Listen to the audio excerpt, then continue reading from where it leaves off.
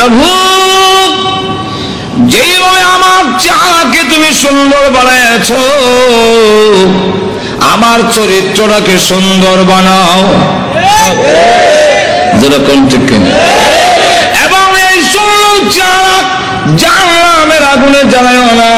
আল্লাহর নবী আমাদের শিক্ষা দিয়েছেন, এইভাবে বলবে, আল্লাহ আমাকে সুন্দর বানাইছো, চরিত্র যদি সুন্দর না হয়, চেহারা সুন্দর হলে কি হবে? প্রভু গো, আমার চরিত্রকে সুন্দর বানায়া দাও এবং এই সুন্দর চেহারা জাহান্নামের লাকড়ি বানায়ও না। কিন্তু ইডা না বলে উল্টালা বলে, মহিলা যদি সুন্দরী হয়, আসল বেশি স্নো পাউডার আরো আলতাল খাতরা লাগাইয়া পোশাক পইরা অর্ধ ল্যাংটা হইয়া বিশ্ব সুন্দরী হতে চায়। আবার যুবকদের সামনে এমন ভাবে গুড়াইয়া গুড়াইয়া হাঁটিয়া যায়। মহিলাগুলো যদি যুবকদের সামনে দিয়ে এইভাবে স্নো পাউডার আলতাল খাতরা লাগাইয়া উষা দুটো মিন্ডা পর্দা সারা যায়, পৃথিবীর কোন আইন দিয়ে ইফতিজিং থেকে রক্ষা করা যাবে না। এই যে চলো, সুতরাং এখানে যখন মিলে আমার নারী স্বাধীনতার নামে আমার যেমন মন চাই এমনি চলবো, তো ইদার নাম স্বাধীনতা হবে না, ইদার নাম উচ্ছৃঙ্খলতা হবে। সেও মরবো, আরো 2-4-10টা পুরুষের জাহান্নাম হয়ে গেল। আল্লাহ যাদেরকে আওলাদ বেশি দিয়েছেন তাদের জন্য উচিত আল্লাহর শুকর আদায় করা। আবুল হাবকে দিয়েছেন আল্লাহ রাব্বুল আলামিন যখন তার বিশ্ব নবীকে বললেন, আবু নবীজি এবার মানুষের সামনে তুলে ধরুন লা ইলাহা ইল্লাল্লাহু মুহাম্মাদুর রাসূলুল্লাহ। আমি আল্লাহ ছাড়া কোনো মাবুদ নাই। আবুল আহাব, যে আবুল আহাবকে আল্লাহ দম দিয়েছেন, যে আবুল আহাবকে আল্লাহ রাব্বুল আলামিন মাল দিয়েছেন, সেই আবুল আহাব দুনো হাতে পাথর নিয়ে আল্লাহ নবীর সামনে এসে বলেন, ওগো মুহাম্মদ, আপনার আল্লাহ তাআলার কথা আমরা মানি না। জোরে কোন নাউজুবিল্লাহ। আপনার আল্লাহ তাআলার কথা মানি না আমরা আল্লাহর কথা। এই কথা বলে নবীজি যখন পাথর মারতে গেল, আল্লাহ রাব্বুল আলামিন তখন ডাক দিয়ে বলেন, ওগো নবীজি, আপনার বিরুদ্ধে আসে নাই, বরং আমি আল্লাহর বিরুদ্ধে এসেছি। অত বড় নিমক কালাম আল্লাহ তার নবীর পক্ষ থেকে জবাব দিয়ে দিলেন। আর যখন আবু লাহাব বলল, তাব্বান লাকা আলিহাযা জামাতানা, তুমি ধ্বংস হও, এই কারণে কি তুমি আমাদেরকে এইখানে একত্রিত করেছিলে? আল্লাহ তার জবাবে বলেন, তাব্বাত ইয়াদা আবি লাহাব, আবু লাহাবের দুনো হাত ধ্বংস হোক। আর তো দূরে কন্যা যেই মাত্র আপনাদের হয়েছে আবু লাহাবের দুনো হাত ধ্বংস এবং ওয়াতাব্বা ধ্বংস হয়ে গিয়েছে। মা গালান ওয়া মালুহু ওয়া মা কাসাবা, আবু লাহাবের মাল আওলাদ একটাও কাজে আসে নাই, কাজে আসবেও না। আল্লাহ রাব্বুল আলামিন আরো বলেন, সায়াসলা নারান যাতা লাহাবিন ওয়া ইমরাআতুহু, আল্লাহ রাব্বুল আলামিন বলেন, অচিরেই আবু লাহাব এবং আবু লাহাবের স্ত্রী দুজন শিখাময় আগুনের জাহান্নামের আগুনে প্রবেশ করবে। এই আয়াত নাযিল হওয়ার পরে প্রশ্ন হইতে পারে, আবু লাহাবের স্ত্রীর কথা উম্মে জামিলের কথা কেন আনলো? মহিলার কি দোষ? মহিলার কথা উল্লেখ করেছেন হাম্মালাতুল হাতাব। আল্লাহ রাব্বুল আলামিন বলেন, ওই মহিলাটাও কি কারণ জানেননি? হাম্মালাতুন, বহন করনেওয়ালি। হাতাবা অর্থ হইল, মুফাসসিরিনে কালাম এর সাথে দুইটা ব্যাখ্যার মিল রেখে মুফাসসিরিনে কালাম বলেন, একটা ব্যাখ্যা হইল লাকড়ি, আর একটা ব্যাখ্যা হইল সুগুল করি। ওই আবু লাহাবের স্ত্রী দয়া করে দিকে বলে, তোমরা কারা গো? মুহাম্মদ আমাদের ভাতিজা এবং আমার বিয়াই, আমি তার সম্পর্কে ভালো করে জানি, তোমরা তার কাছে যাইও না, সে পাগল, তার কাছে তোমরা যাইবা না। আল্লাহ নবীর বিরুদ্ধে বলে মুহাম্মদ পাগল, তার কাছে যাইও না। আল্লাহ নবী ডাক দেওয়ার পর, আমার আপন চাষি এবং আমার আপন লোকগুলো যদি এইভাবে অপপ্রচার করে, আমি দাওয়াতের কাজ কেমনে করব? আল্লাহ ডাক দেওয়া, নবীজি ভয়ের কোনো কারণ নাই। মানুষের দিলের মালিক আমি আল্লাহ। আপনার বিরুদ্ধে যারা গিয়া উস্কানি দিবে এবং বলবে পাগল, এদের দিল আমি আল্লাহ ঘুরাইয়া দিব, অটোমেটিক এরা আপনার কাছে হাজির হয়ে যাবে। ঠিকই দেখা গেল যাদের কাছে গিয়া বলে মোহাম্মদ পাগল, মোহাম্মদ পাগল, বলে হ্যাঁ তুই বড় বড় নেত্রী নামছে কেন, নেত্রী নামছে কেন, এতে বোঝা যায় পাগল ও ছোট পাগল না, অনেক বড় পাগল, অসাধারণ পাগল। চলো একটু পাগলটা দেখে আসি। পাগল দেখতে এসে দেখা দেখে আল্লাহ নবীর নুরানি চেহারা এত সুন্দর, খানায় কাবার সামনে দাঁড়িয়ে কোরআন শরীফ পড়ে, নবীজির চেহারার আলোতে কাবা ঘরের দেওয়াল আলোকিত হয়ে গেছে। না, এই সুন্দর চেহারার লোক কোনদিন পাগল হতে পারে না। আবার কি জানে পড়ে একটু শুনি। নবীজির কোরআন তেলাওয়াত এত মধুর তেলাওয়াত শুনে না, এই তেলাওয়াত কোন পাগলের হইতে পারে না।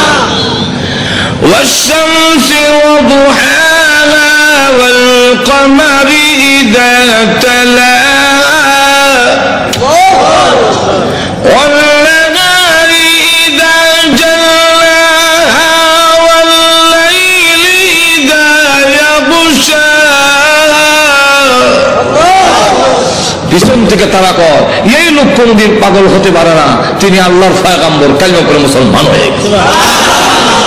তো উম্মে জামিল সে বদনাম করে আল্লাহর নবীর বিরুদ্ধে এবং লাকড়ি এনে প্রতিবন্ধকতা সৃষ্টি করে যখন বাধা দেয়, এই অবস্থায় আল্লাহ রাব্বুল আলামিন বলেন আবু লাহাবের স্ত্রীও জাহান্নামের ভিতরে প্রবেশ করবে। যেই মাত্র এই আয়াত নাযিল হয়েছে তখন আবু লাহাবের স্ত্রীও হাতের মধ্যে পাথর নিয়ে কোমর ও কাপড় বেঁধে রাসূলের উপরে হামলা করার জন্য খানায় কাবার দিকে যখন ধাবিত হচ্ছে, আবু বকর সিদ্দিক বলেন ইয়া রাসূলুল্লাহ, ওই দেখেন আপনার চাচিও বিয়াইও উম্মে জামিল হাতের মধ্যে পাথর, কোমরের মধ্যে কাপড় বান্ধা, এতে বোঝা যায় মহিলা হামলা করবে। একজন মহিলা যদি হামলা করে ইজ্জত আর তাহে কই। নবীজি আবার উনি আপনার মুরব্বী, ওনার ধাক্কা দেওয়া তো যাবে না। আর মহিলা তো এমন এক জিনিস, এমন বিপজ্জনক, ধাক্কা যদি দেন ফিরে বেরলে গা বিপদটা তো আপনার হয়ে যাবে। আমার এমন লক্ষ্য করে দেখেন উম্মে জামিল সে পাথর নিয়ে গেছে রাসূলকে মারবে, কেমন হওয়া। আবু বকর সিদ্দিক বলে অসুবিধা হইতেছে না তো, আরো অসুবিধা হইতেছে, শেষ করে দেন। আমার লক্ষ্য করে দেখুন পাথর নিয়ে আল্লাহ নবীকে মারার জন্য যখন গিয়েছে, আবু বকর সিদ্দিক রাদিয়াল্লাহু আনহু বলেন নবী গো, আপনার চাচি এবং বিয়াই পাথর নিয়ে আসতেছে, এমন কি করি? নবীজি দেখলেন আবু বকর, চিন্তার কোনো কারণ নাই, আমি মহান আল্লাহ কোরআন পড়ব, মহান আল্লাহ আমার হেফাজত করবেন।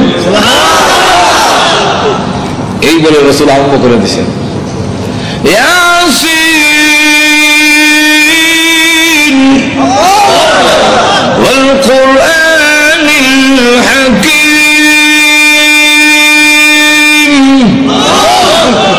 উম্মে জামিল কাছে গিয়া কয়, এ আবু বকর, একা একা বসে রইছ, তোমার সাথী মোহাম্মদ কই আজকে? আবু বকর সিদ্দিক রাদিয়াল্লাহু আনহু বলেন আমি দেখি আমার পাশে বইয়া কোরআন শরীফ পড়তেছে, নবী দেখতেছি আর কানে শুনতেছি। মহিলা জিগায় মোহাম্মদ কও, তা তো বোঝা যায় দেখে না, তো দেখে না যখন আমি কয় কি। উম্মে জামিল হুমকি দেয়, তার ভাগ্য ভালো, তার কপাল ভালো, পাইলাম না, লুকাই গেছে, লুকাই গেছে, পাইলাম না, ভাগ্য ভালো। আর না আন্দাজ পাইছে না, আমার ডাবল হওয়া, ডাবল হওয়ার মানে দেশ যারা চালায়, এক সর্দারের বোন আরেক সর্দারের কন্যা, আবু জাহেল আমার বাপ, আবু লাহাব আমার স্বামী, আর দুজনে হইল ডাবল হওয়া। ডাবল হওয়ার কেমনি হইল? সব তোর ভাঙ্গে কোয়া যায় না, বিপদ তো আছে। আমার ডাবল হওয়া পাইলাম না, তার ভাগ্য বালা। আবু বকর সিদ্দিক বলেন হুজুর আমি দেখি, সে দেখলো না কেন? আল্লাহ বললেন আবু বকর, তুমি কি কোরআন শরীফ পড়ো না? আমি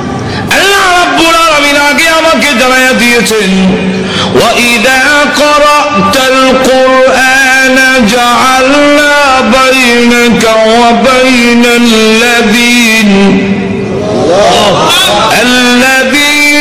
ইউমিনুনা বিল আখিরাতি হিজাবান মাসতুরা। আপনি যখন কুরআন শরীফ পড়ে তখন আপনার আর অবিশ্বাসী বেঈমান কাফেরের মাঝে আমি আল্লাহ হিজাবান মাসতুরা গোপন পর্দা দিয়া আপনারে ঢেকে ফেলি। রাসূল বলেন, আল্লাহ গোপন পর্দাটা কি জানো? আল্লাহু আ'লামু রাসূলুহু, আল্লাহ রাসূল বলেন আমি যেই দিকে তাকাই সেই দিকেই দেখি অসংখ্য ফেরেশতা আমাকে ঘেরাও করে দাঁড়িয়ে আছে। আবু জাহেল, আবু লাহাব ক্ষুব্ধ হইয়া দুই ছেলে রাসূলের দুই মেয়ের বিয়ে করেছিল, মনে আছে তো? একটার নাম উতবা আর একটার নাম উতাইবা। রাসূল প্রকাশ্য নবী হওয়ার আগে দুই মেয়ে এই দুই ছেলের কাছে বিয়ে করেছিল।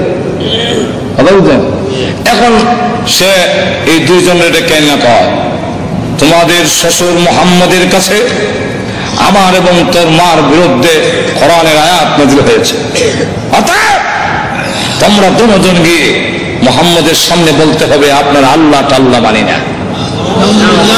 আর একটু জোরে কর না, আল্লাহ টাল্লাহ যেমন বোঝা যায় সাটা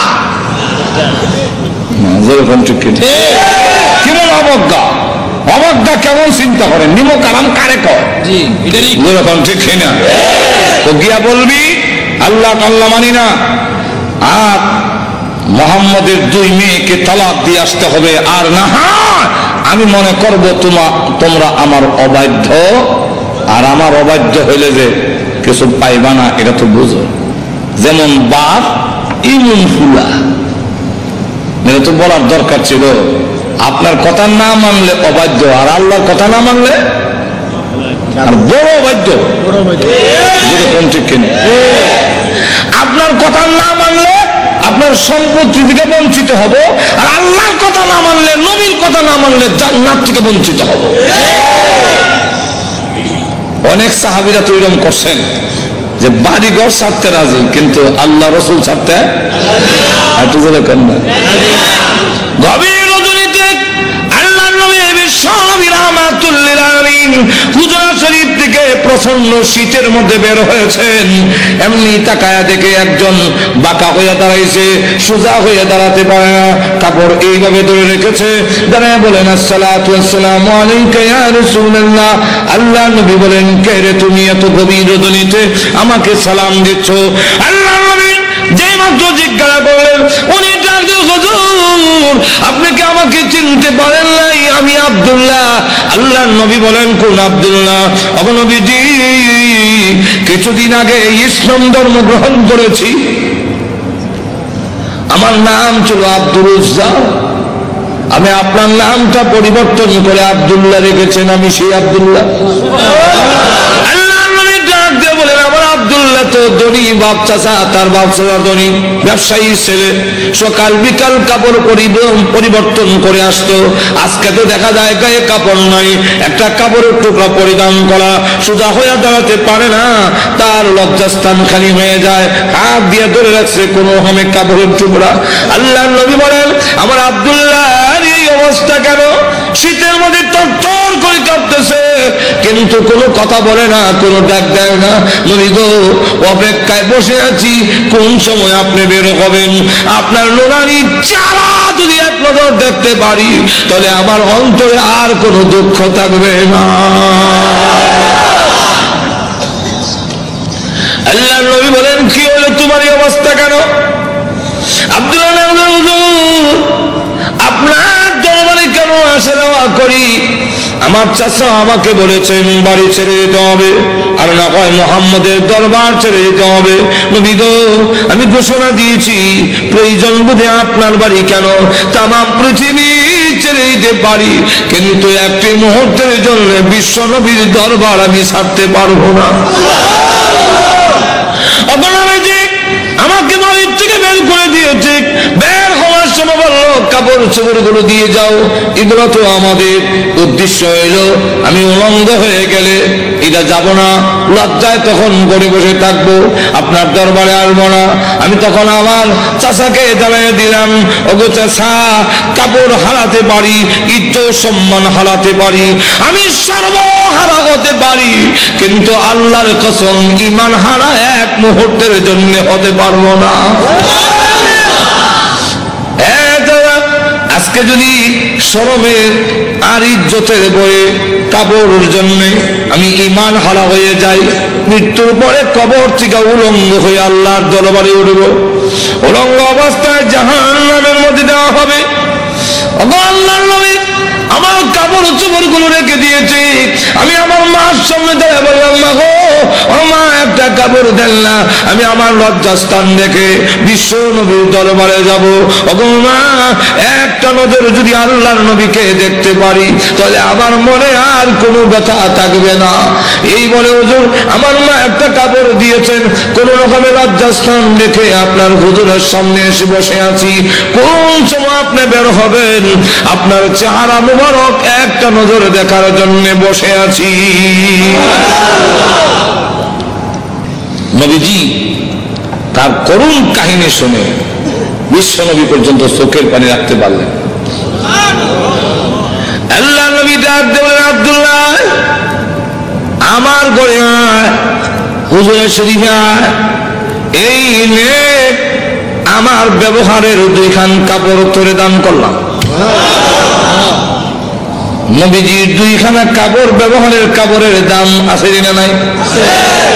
এরপর থেকে আব্দুল্লাহ জুল বাগাদাইন হয়ে গেল, খালি আব্দুল্লাহ না, এমন টাইটেল লাগছে। আল্লাহ নবী একজন আব্দুল্লাহ, বল তোর কোন আকাঙ্ক্ষা আছে নি? আব্দুল্লাহ হুজুর দুনিয়ার কোনো আকাঙ্ক্ষা নাই, আপনার কাছে আমার একটা দরখাস্ত। নবীজি আপনি বলেছেন শাহাদাতের মরণ হইলে মরণের কষ্ট হয় না,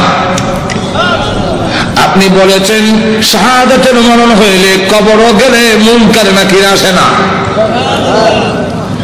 আপনি বলেছেন শহীদ হয়ে মরলে কিয়ামতের মাঠে কোনো হিসাব কিতাব হবে না, বিনা হিসাবে জান্নাতে যাবে। তাই আমার দরখাস্ত, ওগো নবীজি আপনি আল্লাহর কাছে বলুন আমার শাহাদাতের কামনা যেন মহান আল্লাহ কবুল করে নেন। নবীজি দোয়া করে দিলেন, দোয়া রসুলের দোয়া, হাত উঠাইতে দিদি কবুল হইতে। আল্লাহ নবী বিশ্ব নবী রাহমাতুল লিল আলামিন দোয়া করে দিলেন। এখন আব্দুল্লাহর জন্য দোয়া কেমন কবুল হয়ে গেছে। তবুকের যুদ্ধে গেলেন, কিন্তু তবুকের যুদ্ধটা হলো না, ফিরে আসবেন। আব্দুল্লাহ রাস্তার মধ্যে অসুস্থ হয়ে গেলেন, সেখানে তিনি ইন্তেকাল করলেন। আল্লাহ নবী ঘোষণা দিয়েছেন, আল্লাহর রাস্তায় যখন মানুষ বের হয়ে যায়, রাস্তায় মারা গেল শাহাদাতের সওয়াব তাকে দেওয়া হয়। আমার আব্দুল্লাহকে গোসল দাও, কাফন পরাও, আমি নিজে জানাজার নামাজ পড়াবো। নবীজি নিজে জানাজার নামাজ পড়াইয়া লাশ যখন কবরের দিকে নিয়ে যায়, নবীজি পিছনে পিছনে যায়, কবরে পার গেলে পড়ে ডাক দিয়ে বলে, সাহাবীরা রে, কেউ কবরে নামবে না, আমি তার কবরে নামবো। নবীজি আব্দুল্লাহ রাদিয়াল্লাহু আনহুর কবরে নামে 2 হাত উপর দিকে বলে দিয়ে বলেন, আব্দুল্লাহ, সাহাবীরা দে লাশটা আমার হাতে দে, যে আমার আব্দুল্লাহর লাশ আমার কোলে ছেড়ে দে। নবীজির কোলে ছেড়ে দিলে নবীজি এইভাবে লাশটা উপর দিকে উঠাইয়া আকাশের দিকে তাকাইয়া বলে, আল্লাহ আমি আব্দুল্লাহর প্রতি খুশি, তুমিও খুশি হয়ে যাও। আল্লাহ এখন আব্দুল্লাহর লাশটাকে আমার কোল থেকে তোমার রহমতের কোলে আমি স্থানান্তর করতে চাই। এই কথা শুনে সাহাবীরা দৌড়ে কবর পার কান্না শুরু করেছেন। বিশেষ করে সাদ ইবনে আবি ওয়াক্কাস রাদিয়াল্লাহু আনহু ডাক দিয়ে বলে, মাটিতে গড়িয়ে কান্না আর বলে, আব্দুল্লাহ রে, এই লাশটা তোর না হইয়া আমার যদি হতো রে, আমার ভাগ্য কত ভালো ছিল রে আব্দুল্লাহ, এই লাশ তোর না হইয়া আমার যদি হতো, যেখানে আল্লাহর নবী বলতেছেন আল্লাহ আমি খুশি, মেহেরবানি করে তুমিও আমার আব্দুল্লাহর প্রতি খুশি হয়ে যাও। লক্ষ্য করে দেখুন, এইভাবে অনেক ঘটনা সারা রাত বললেও তো শেষ হবে না। এইভাবে বাড়ি ঘর ছেড়ে দিয়েছেন আল্লাহর দ্বীনের জন্য, ইসলামের জন্য, আল্লাহ নবীর জন্য। কিন্তু আবু লাহাবের ছেলে যেমন বাবা তেমন ছেলে উতবা আল্লাহ নবীর সামনে গিয়ে বলে, ওগো মুহাম্মদ, আপনার আল্লাহ তাআলা এগুলো আমরা মানি না। আর তুজুরে কর না। আর নবীজির সামনে দাঁড়ায় বলে, আপনার 2 মেয়েকে তালাক দিলাম। নবীজি তাফসীরে মাযহারিতে লেখে আল্লাহ নবীর উপরে হামলা করে টান দিয়ে জামা ছিঁড়ে ফেলেছে। নবীজি চোখের পানি ছেড়ে দিয়ে কাঁদলে, হ্যাঁ প্রভু, আমার জামা ছিঁড়েছে এই জন্য আমি ব্যথা পাইনি। আমি কত আঘাত খাইলাম তোমার দ্বীনের জন্য, তোমার জন্য, তোমার দ্বীনের জন্য যদি আমি কষ্ট পাই আমার তেমন কষ্ট লাগে না। ও প্রভু, আমার মেয়েকে তালাক দিয়েছে, এই করলে দুঃখ লাগে নাই, দুঃখ লেগেছে।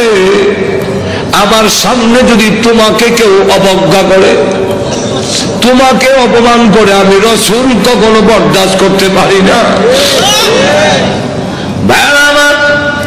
বাস্তবিকই যাদের ভিতরে ঈমান আছে, ঈমানদার কখনো দুনিয়ার সকল কিছু বরদাস্ত করতে পারে, কিন্তু আল্লাহ নবীকে অপমান করবে এই পৃথিবীর কোন মুমিন কখনো বরদাস্ত করবে না। এর নামই হলো ঈমান।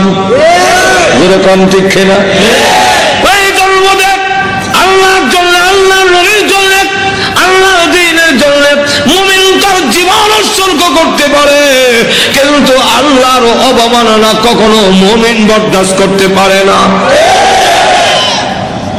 আমার আল্লাহর নবী, আল্লাহর মহব্বত নবীর অন্তরে বেশি না কম? আর জোরে কর না। সকলের চাইতে বেশি না কম? নবীজি কাঁদেন আর বলেন, প্রভু গো, আমার সামনে কেমনে কয় তুমি আল্লাহ চাল্লাহ, এত বড় নিমক কারাম আল্লাহ আমি কেমনে বরদাস্ত করি? আল্লাহ ডাক দেওয়ার, নবী গো, আমি বানাইছি নিজের সন্তান যদি নিজের দারিদ্র্যের টান মারে দুঃখ লাগে না? না লাগে? নিজের সন্তান যদি কিল মারে খাল্লায় কষ্ট লাগে না? আপনার কষ্ট লাগে না, কিন্তু দেখবেন আপনার মা এই জিনিসটা বরদাস্ত করবে না। আপনার ছেলে আপনাকে যদি দারিদ্র্যের টান মারে আপনার কিন্তু কষ্ট লাগে না? আপনার যদি খাবলা মারে আপনার কষ্ট লাগে না? মাথা সোজা করে টানে আপনার কষ্ট লাগে না? লাথি মারে কষ্ট লাগে না, কিন্তু আপনার মা যদি দেখে তখন বরদাস্ত করে না। দেখে তাহলে আল্লাহ ডাক দিয়ে বলেন, আমি বানাইছি মানুষ, এই মানুষ যদি আমার সাথে বিয়াদবি করে, আমাকে গালি দেয়, আমার বিরুদ্ধে বলে, এত আঘাত লাগে না, কিন্তু আমার নবীকে যদি কেউ কিছু কয় আমি আল্লাহ বরদাস্ত করি না। আমার নবীর বিয়াদব আমি আল্লাহ ছাড় দেই না। আমার নবীর গায়ে আঘাত করলে আমার কষ্ট লাগে। সে পাথর নিয়ে আপনাকে মারতে এসেছে, এই জন্য আমি আল্লাহ আয়াত নাযিল করে জানায়া দিলাম। নবীজি এখন বদদুয়া করেন, আল্লাহ তোমার কুকুর সমূহ থেকে একটা কুকুরের উপরে মুসাল্লাত করে দাও, চড়াইয়া দাও। আল্লাহ আবু লাহাবের ছেলে উতবার উপরে তুমি কুত্তা লাগাইয়া দাও। আল্লাহ নবীর দোয়া হোক বদদুয়া হোক, জবান থেকে বের হতে দেরি হয়, আল্লাহর দরবারে তা কবুল হইতে একটা মিনিট দেরি হয় না। আর না হয় ওমর যেখানে তরবারি নিয়ে গেলেন নবীকে মারার জন্য, ঘুরে গেল আর একদিকে, ঘরের কাছে গিয়ে শুনে সামনে গিয়ে শুনল যে তোমার বোন বোনের জামাই মুসলমান হয়ে গেছে।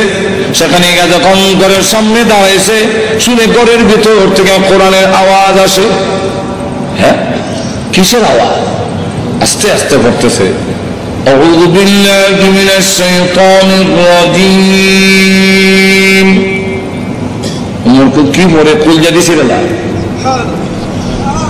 বিসমিল্লাহির রহমানির রহিম।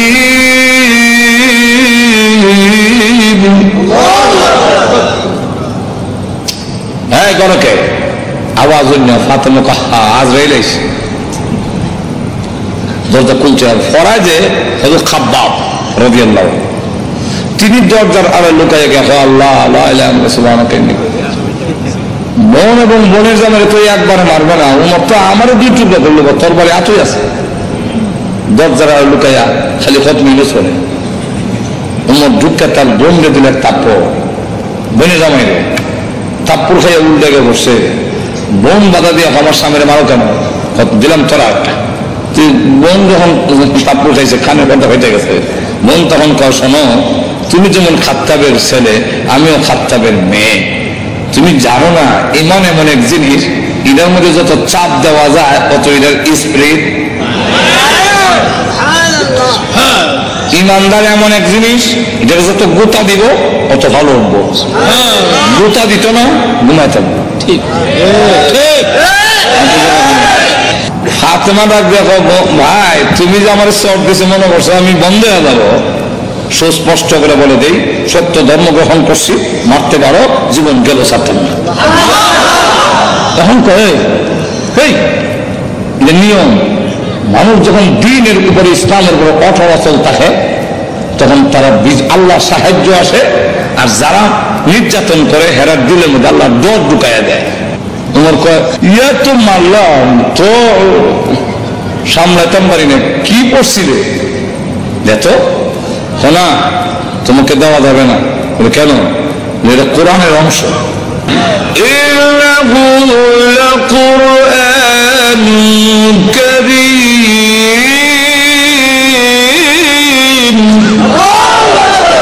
ফি কিতাবিন মাকনুন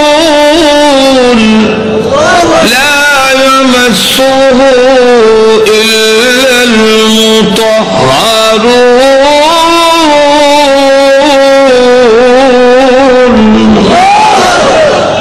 সম্মানিত কোরআন লোহে মাহফুজে সংরক্ষিত, এটা স্পর্শ করা যায় না অপবিত্র অবস্থায়।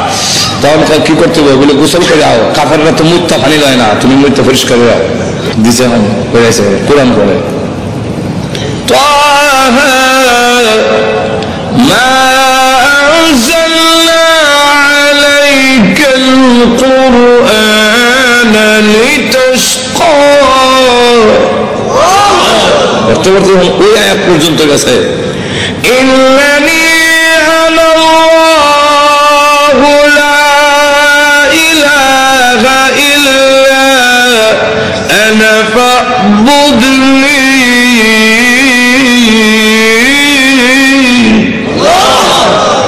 দেখে চোখ থেকে ভারী নহর চালু হয়েছে।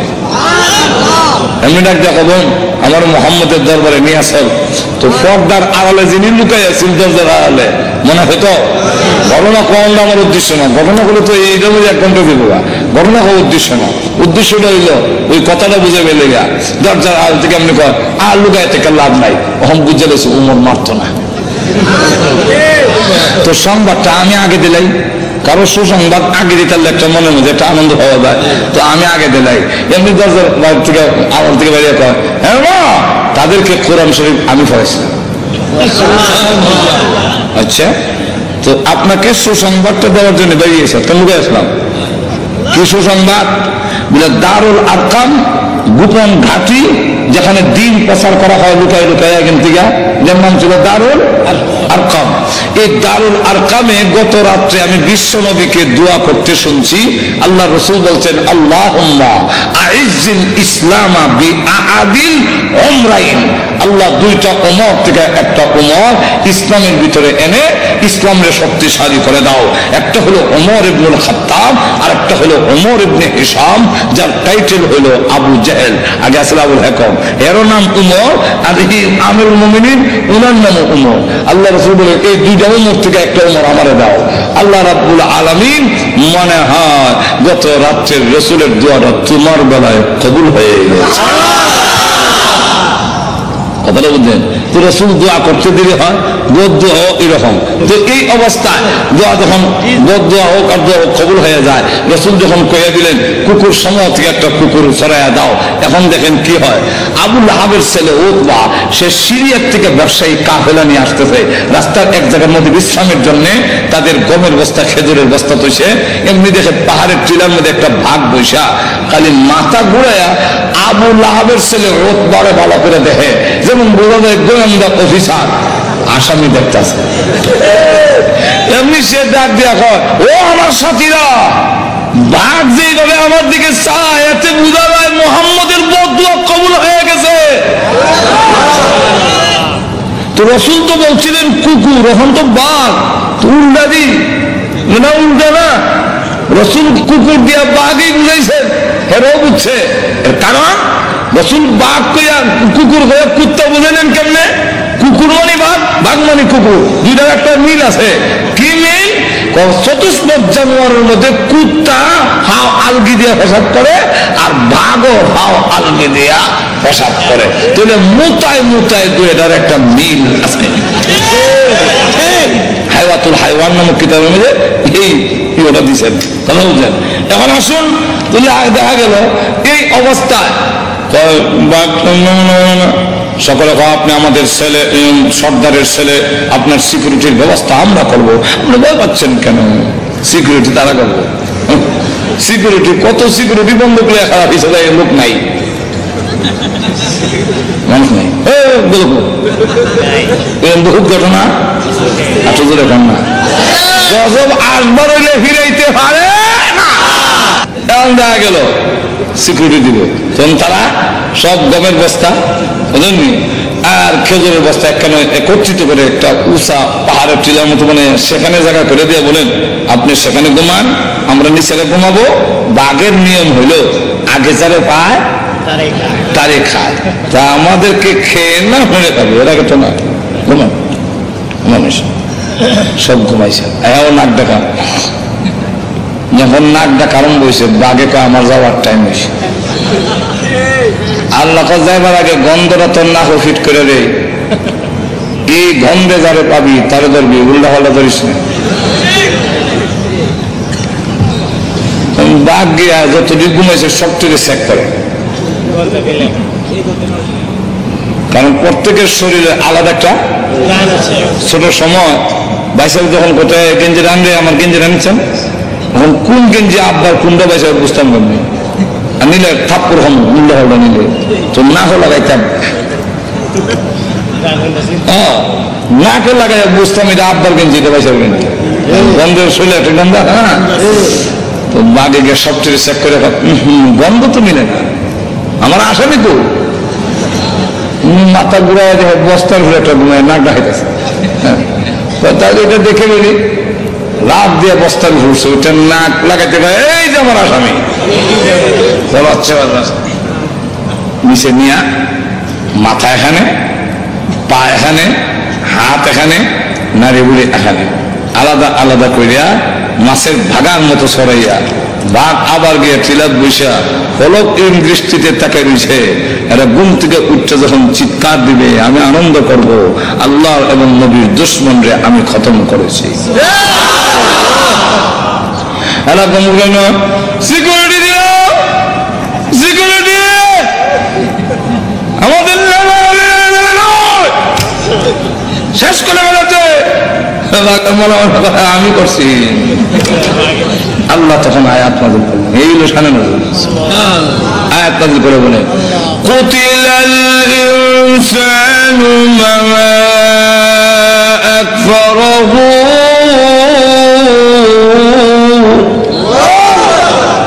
মানুষ ধ্বংস হয়েছে নি, আপনি যদি রক্ষা করতে পারছে, আপনি আমিও ধ্বংস হব মরণের সময়, কেউ আমাদের রক্ষা করতে আর কাল্লা ইযা বালাগাতিত তারাকিয়া ওয়া কিলা মান রাক,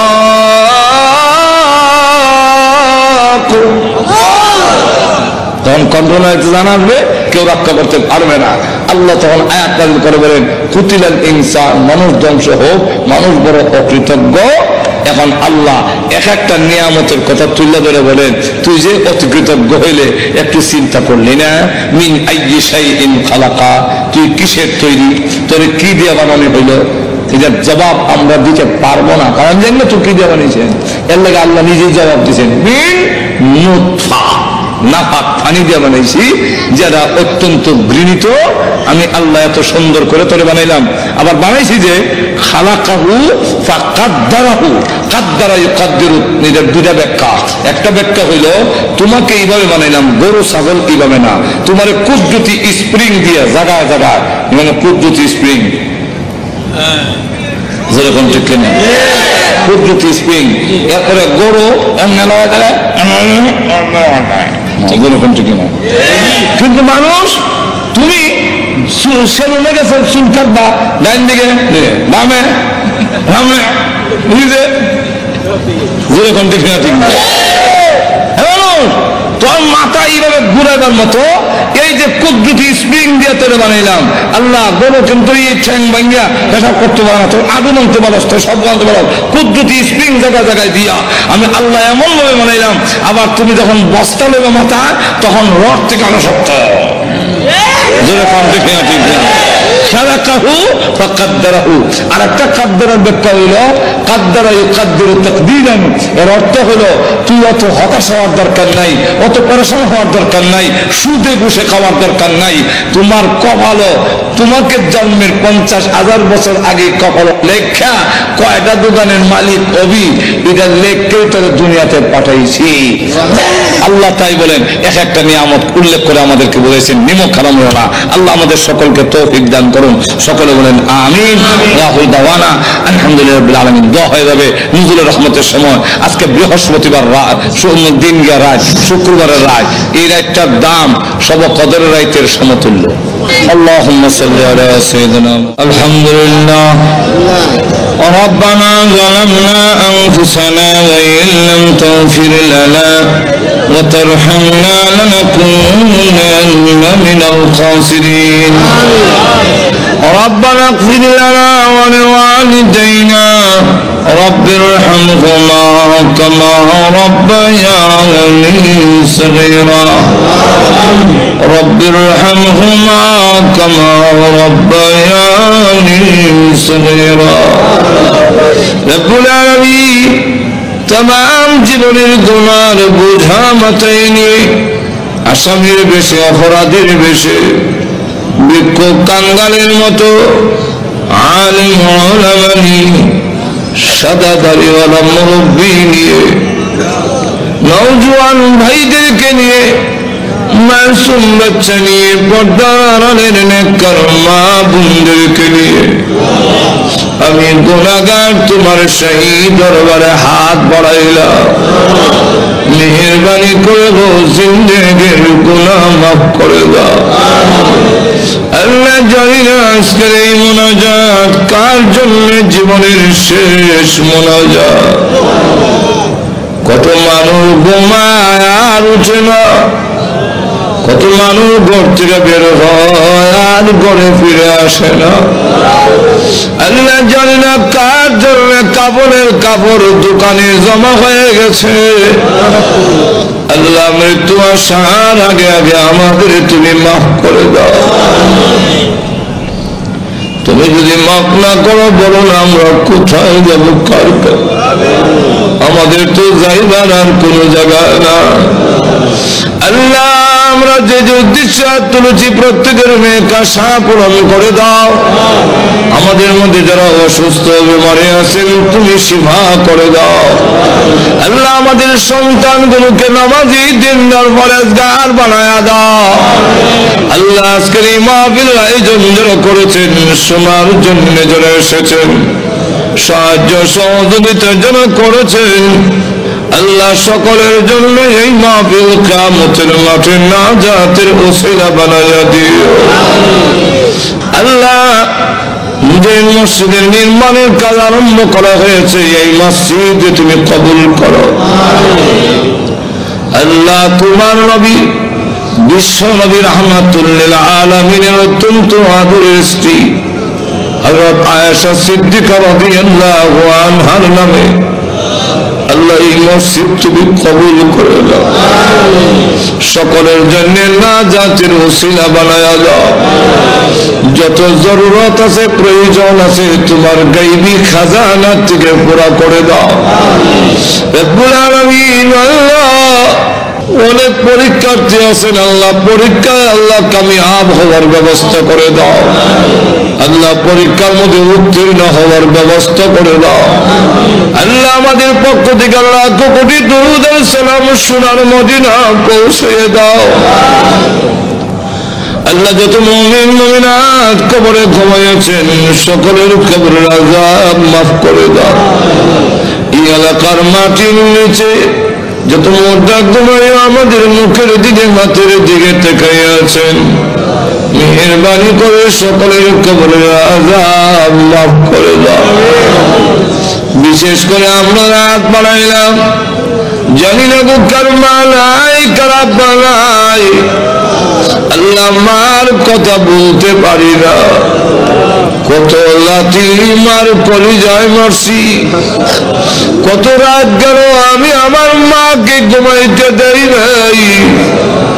আল্লাহ গভীর রাত্রে বাড়িতে গিয়ে উঠানে পা রেখে দেখতাম কারো ঘরে আলো দেখা যায় না, কিন্তু আমার মার ঘরে এখনো আলো দেখা যায়।